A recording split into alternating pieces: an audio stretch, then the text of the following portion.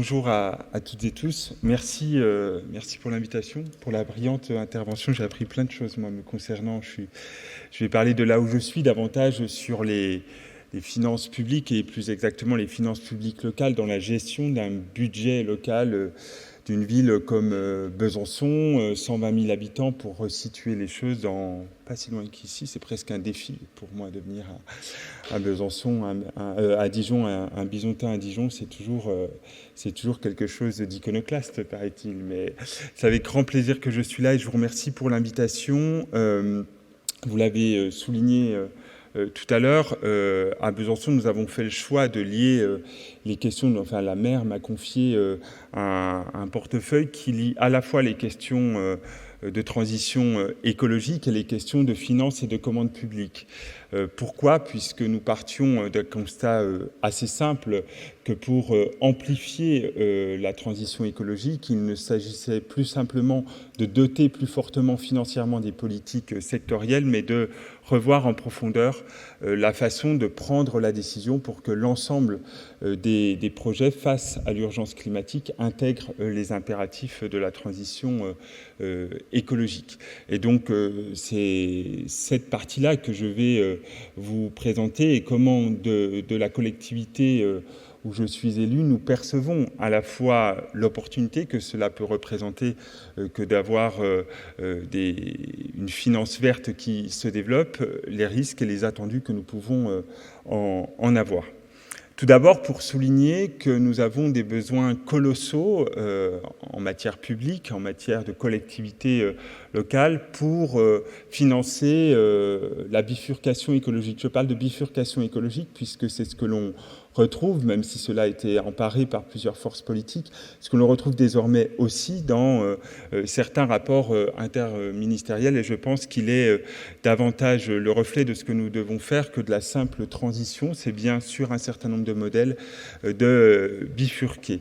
Ces besoins, ils sont très importants, et je cite deux chiffres dans ce diaporama, 66 milliards par an, de 33 milliards pour le secteur public. C'est le rapport Pisani-Ferry qui vient de réactualiser ce chiffre, qui montre le besoin de financement que nous avons, et un I4C qui sortait, l'Institut pour le climat, qui sortait un chiffre de doublement des investissements existants pour la transition à minima, et qui soulignait aussi, et c'est pour cela que j'ai repris ce chiffre, la nécessité de ne pas simplement râler sur l'investissement, mais sur le fonctionnement. Et c'est bien parce qu'il ne s'agit pas simplement d'investir, mais il faut pouvoir ensuite accompagner nos populations et faire vivre nos services publics. Donc, face à cela, il y a une nécessité d'activer l'ensemble des leviers de financement des collectivités. Le GIEC le disait, c'est maintenant ou jamais si nous voulons limiter le réchauffement climatique, puisqu'il est bien là. Et les trajectoires de l'accord de Paris, qui ont été citées d'ailleurs tout à l'heure dans la petite vidéo, nous n'y sommes pas, et donc nous devons activer tous les leviers. Et dans une collectivité, cela passe par différents leviers pour l'investissement. Il faut malgré tout s'assurer de la capacité d'autofinancement et assurer que nous ayons une solidité financière qui reste maintenue pour faire face aux risques actuels, mais aux risques de demain aussi, puisque nous le savons, les risques, nous les voyons dès maintenant, mais en 2030 et en 2050, ils seront plus nombreux, avec les populations les plus vulnérables qui seront particulièrement impactées. Donc la solidité financière des collectivités est importante. Un mot sur la nécessité d'un dialogue renforcé avec l'État sur cette question. Vous avez peut-être entendu ce matin les comptes rendus de l'assise des finances publiques. Je pense qu'il faut aller beaucoup plus loin que simplement se poser la question du redressement des finances publiques, mais d'imaginer d'autres niveaux de discussion, et notamment arrêter cette discussion qui consiste à dire que nous parlons entre l'État et les collectivités, à savoir comment nous allons contribuer ou non au redressement des finances publiques, puisque nous avons des budgets équilibrés et que nous avons un besoin énorme. Et enfin, l'endettement, moi je vais beaucoup axer cette intervention sur cette question, puisque immédiatement dans nos collectivités, nous avons une faculté, c'est d'emprunter de l'argent pour accélérer les projets de transition écologique. Souvent, cet endettement, il est perçu de manière négative, il est plutôt pointé du doigt. Je pense au contraire qu'il convient de le réhabiliter et sans doute de distinguer ce qui est de l'ordre du bon endettement du mauvais endettement. Donc, cela passe aussi par la redéfinition des critères de bonne gestion budgétaire des collectivités. Je me permettais, humblement, mais de citer Einstein dans une citation connue sur le fait que la folie, c'est de faire toujours la même chose et de s'attendre à des résultats différents. Et je pense qu'on ne pourra pas, qu'on ne saura pas amplifier les questions de transition écologique si nous n'avons pas un certain nombre de règles du jeu, notamment en matière de bonne gestion, qui changent. Je fais un parallèle puisque je suis juriste de formation, mais avec la notion de bon père de famille qui existait dans le Code civil français, qui n'existe plus aujourd'hui puisqu'il ne correspond plus à la réalité de l'époque. Et je pense que les critères de perception de qu'est-ce qu'une bonne gestion locale des finances publiques doivent intégrer désormais les questions climatiques et notamment la question de la soutenabilité et de la sobriété comme fondement d'une approche renouvelée des finances publiques locales, avec une nécessité de redéfinir la fiscalité locale. Je suis très intéressé par ce qui se fait au Québec, mais un véritable pouvoir fiscal local serait extrêmement intéressant à expérimenter dans nos collectivités. Et bien sûr, réhabiliter la dette et ses modalités de calcul. Et c'est en cela que je pense qu'il y a aussi un levier très important de distinguer la dette verte, celle qui contribue à amplifier les investissements en matière de transition écologique et qui, en plus, est critérisée, c'est ce que l'on va voir, et qui, du coup, a un double effet positif de la dette plus financière et qui contribue à financer des projets qui ne sont pas souhaitables dans un avenir proche ou futur. Donc nous avons fait à Besançon, et nous avons eu l'occasion, je m'excuse pour ceux qui étaient à l'atelier hier matin, nous avons eu l'occasion de réfléchir ensemble aux questions des critères que l'on pouvait, de l'éco-responsabilité que l'on pouvait demander à nos financeurs. Nous avons fait le choix à Besançon, je vois aussi Bourg-en-Bresse dans la salle, ça a été aussi le cas à Bourg-en-Bresse et maintenant dans une quinzaine de collectivités, de faire de l'emprunt local un levier amplificateur de la transition, puisque c'était Eric Lombard, c'est la Caisse des dépôts et des consignations, qui était peut-être un peu intéressé par cela, mais il faut augmenter la dette financière pour réduire la dette écologique. Je crois en tout cas que c'est l'enjeu que nous avons à faire, et 34% des projets d'investissement des collectivités sont financés par l'emprunt bancaire, et dans une collectivité comme la mienne, nous avons, dès notre arrivée, ça a été le cas dans beaucoup de collectivités, on le voit dans les chiffres de la Cour des comptes, augmenté de manière importante l'investissement pour la transition, puisque nous avons augmenté de 30% nos investissements, et tout cela est financé par de l'emprunt. Donc le recours à l'emprunt, c'est plus accru pour les collectivités, mais pour autant, l'impact du secteur bancaire d'un point de vue climatique est extrêmement fort. Donc il nous semblait nécessaire d'éco-conditionner l'emprunt local. Je reprends une phrase d'une tribune qui avait été publiée, et puisque nous avons, avec plusieurs collectivités, défini des critères extra-financiers, climatiques et sociaux des offres bancaires, c'est-à-dire qu'il n'y a plus simplement que le taux qui compte, mais il y a aussi l'impact du financement, qu'il ne nous semble plus opportun de pouvoir financer une école, même avec tous les matériaux biosourcés, etc., une école à fort impact écologique en local, si nous ne réfléchissons pas l'ensemble du cycle, y compris l'impact global de nos financements.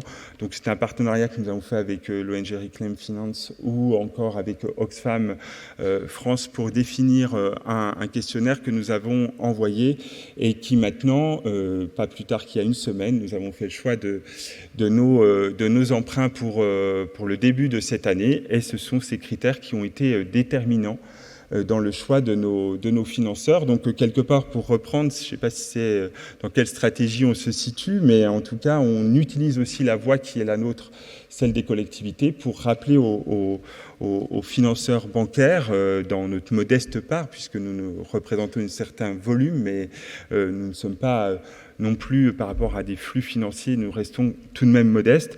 Nous rappelons la nécessité de tous être alignés sur les engagements climatiques. Et là où nous avons des plans locaux de transition écologique qui visent à ce que nos territoires s'alignent et que nous soyons dans une dans des neutralités carbone, ou en tout cas dans des stratégies de respect des 2 degrés inscrits dans l'accord de Paris, on voit que les banques sont plutôt sur une trajectoire à plus 4 degrés. Donc on voit aussi qu'il était nécessaire de rentrer en cohérence par rapport à notre schéma de promotion des achats socialement et écologiquement responsables. Désormais, tous nos marchés publics, à quasiment 80%, ont des clauses environnementales et sociales. 80%, on demande à tous nos entrepreneurs locaux de respecter des conditions lorsqu'ils ont accès à la commande publique. Il nous semblait nécessaire que nous interrogions aussi nos financeurs de la même manière. Sur cette démarche, elle est simple et elle est efficace. Pour ceux qui souhaitent la connaître mieux, il y a toute une somme de choses en ligne, mais je pourrais vous en parler plus précisément. Elle a beaucoup d'avantages, elle a aussi quelques limites, puisqu'elle reste aussi, il faut être humble, c'est pas ça qui révolutionnera la finance, mais je pense que ça y contribue, et les objectifs politiques et financiers que nous avions indiqués sont satisfaits. Et puis enfin, il me semble important de dégager un certain nombre de pistes pour aller beaucoup plus loin. Regarder loin, c'est regarder tôt, c'est Hubert Reeves qui disait ça, et je pense qu'il a pleinement raison. C'est-à-dire je ne crois pas que c'est par forcément les questions technologiques ou autres qu'on sortira de la transition écologique, mais c'est bien en regardant le plus tôt possible, et dans une collectivité, ça se traduit dès la définition du besoin, dès la définition de ce que nous voulons faire, dès la définition de nos attendus. Nous devons intégrer les vulnérabilités, les impacts futurs de nos actions, et notamment lorsqu'on parle de trajectoire des finances publiques, qui est aujourd'hui perçu dans un modèle assez classique, et qu'il me semble nécessaire de mettre en cohérence, puisque nous avons une double injonction contradictoire lorsqu'on est collectivité. Il faut qu'on investisse massivement, il faut qu'on déploie massivement des politiques publiques, mais dans le même temps, nous devons sans cesse réduire nos financements. J'étais interrogé ce matin par un journaliste sur la question, et je dois dire que lorsque on a des besoins, mais la non-indexation des dotations globales de fonctionnement ou autres dans nos budgets, c'est 2 millions en moins cette année dans le budget. Pour équilibrer nos budgets, c'est un vrai défi, donc il faut revoir ces éléments-là. Ça concerne beaucoup les collectivités, mais au-delà de ça, je pense que ça pourrait permettre d'inspirer d'autres éléments. Bâtir des éléments et des dispositifs financiers pérennes et durables, là aussi, je crois qu'il y a de la créativité à mettre. Il faut sortir d'appels à projets sectorisés dont on ne sait pas si l'année prochaine ils seront présents, et qui ne contribuent, qui du coup ont des leviers qui sont extrêmement intéressants, très mobilisateurs de fonds, mais qui ont un impact limité, puisque dans la pérennité, dans la pluriannualité budgétaire, nous ne pouvons pas inscrire toujours nos projets. L'autonomie fiscale des collectivités, et revoir la fiscalité locale et la fiscalité écologique dans une commune comme la mienne, et comme dans toutes les collectivités françaises. Nous n'avons désormais plus qu'une seule taxe, la taxe foncière, et si je vous parle des collectivités telles que les métropoles ou les intercommunalités, la contribution sur la valeur ajoutée des entreprises a été supprimée, ce qui fait qu'on a des parts de TVA, mais qui ne sont pas dynamiques et dont nous n'avons pas le pouvoir de taux. Et je pense qu'il faut revoir ça, y compris la question de la taxe foncière telle qu'elle est construite aujourd'hui. À l'heure du zéro artificialisation nette et de la réduction des impacts écologiques, devons-nous taxer le foncier de la même manière ?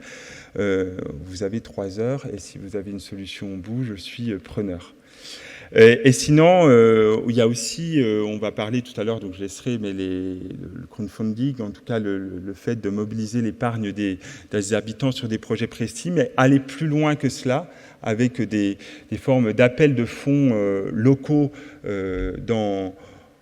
on a une quête de sens à tout niveau, et je pense que la confiance que peuvent avoir les collectivités locales vis-à-vis de leurs habitants doit être aussi renforcée en pouvant dire voilà ce que nous faisons avec votre argent et votre épargne ciblée sur des projets locaux, en allant même au-delà de ce qui est fait dans les plateformes de finances participative aujourd'hui. J'y crois beaucoup, et je sais que les dispositifs législatifs existent, qu'il faut sans doute aller beaucoup plus loin en la matière.